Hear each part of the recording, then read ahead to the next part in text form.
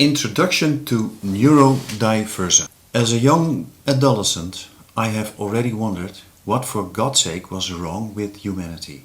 I saw around me adults who were unhappy, who were at odds with each other, who fooled themselves and others and seemed hopelessly entangled.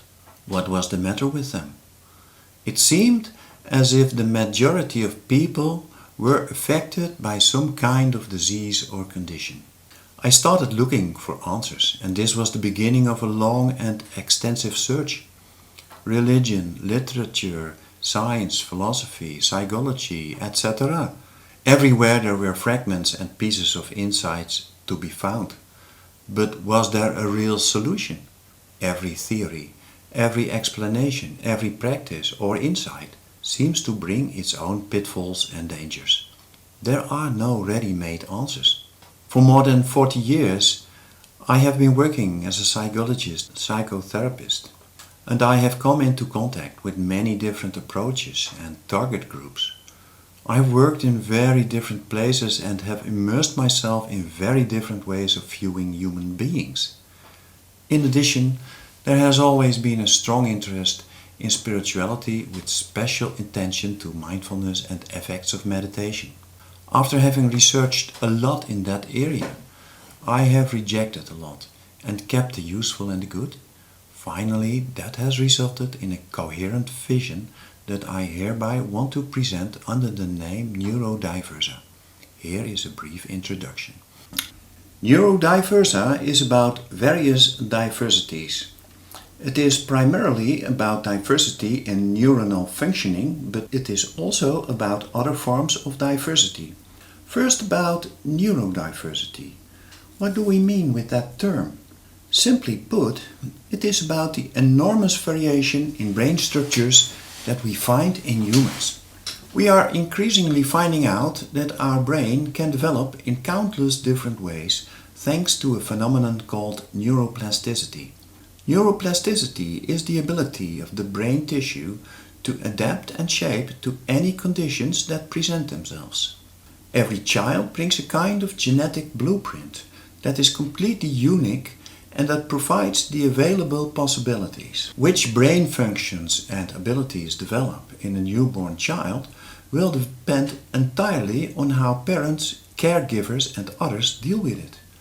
Sufficient rest, warmth, safety and trust are of course absolute basic conditions for a balanced development.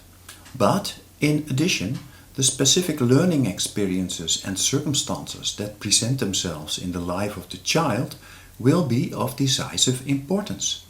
The diversity in brain structures that we find in humans can manifest itself in specific characteristics that may or may not be beneficial in our society. For example, if a child has difficulty concentrating and has difficulty sitting still, there is a chance that he or she will be diagnosed with ADHD. If the child is single-minded, focused on details and has difficulty making contact, there is a risk that the child will be diagnosed with autism spectrum disorder.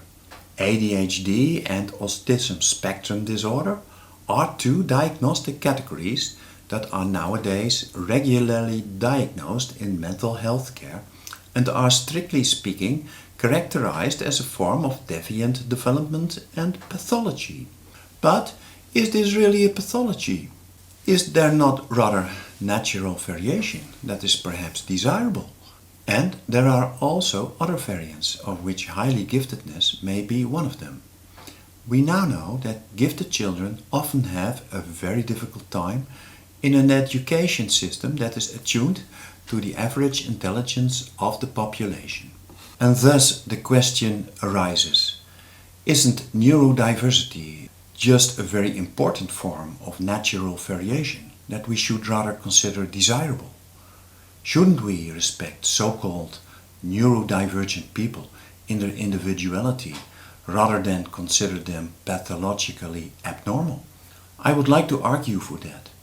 It is striking that in our contemporary society the concept of diversity has come to occupy an important place and is considered a desirable phenomenon.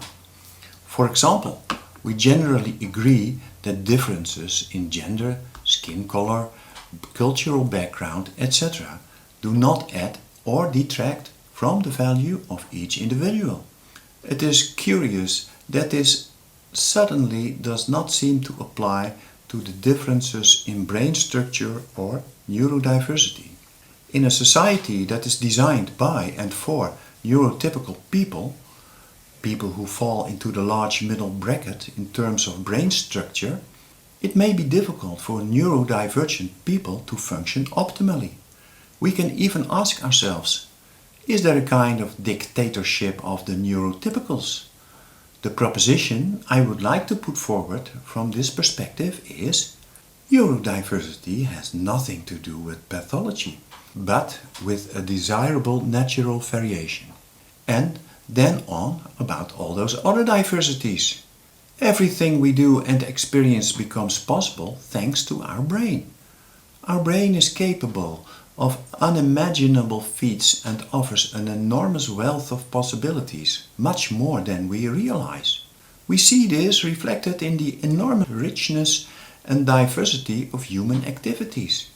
It is my intention to illustrate this in many different ways. This can be done by means of examples from science, philosophy, literature, music, but also about practical matters such as gardening or odd jobs, praying or singing, dancing or running. All human activity is made possible by our brain. And all these activities are an illustration of the almost unlimited possibilities that people are capable of, thanks to their brains. But at the same time, life cannot be reduced to the activity of our brain. The title of a book that was very popular some time ago was We Are Our Brains. I would like to state that we are incredibly much more than our brains. For the study of the brain is also only a part of our direct experience. The open experience of an infinite and all-encompassing dimension in which everything is connected to everything else and in which we realize our smallness and mortality and thus our humanity is essential and indispensable. Topics that touch on the core of religiosity and spirituality are therefore also central. Attention to the dark aspects of the human mind should also not be lacking. Hence the special attention to the phenomenon of narcissism. Never in history has narcissism flourished as much as it does today, which is mainly due to the use of the internet. Those who don't showcase themselves on social media no longer count, and everyone wants to show off as well and successful as possible. The outward image begins to dominate and determine the inner world, with all its consequences. How can we recognize this phenomenon both in others and in ourselves? And how can we adjust this in positive ways? The workshop Compassion for Narcissism is specially designed for this purpose.